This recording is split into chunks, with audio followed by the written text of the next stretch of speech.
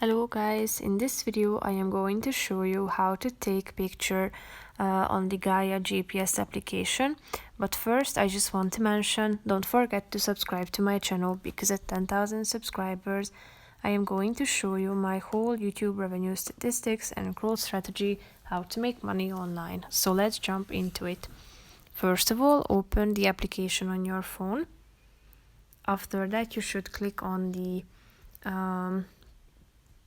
this camera icon at the top in the second row. Tap on settings. Now you will be directed to your phone's settings where you need to allow Gaia GPS to access your camera. So tap on the second button.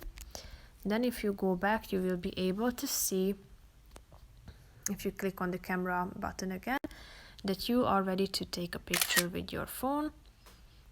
Tap on use photo down below in the right side corner of the screen.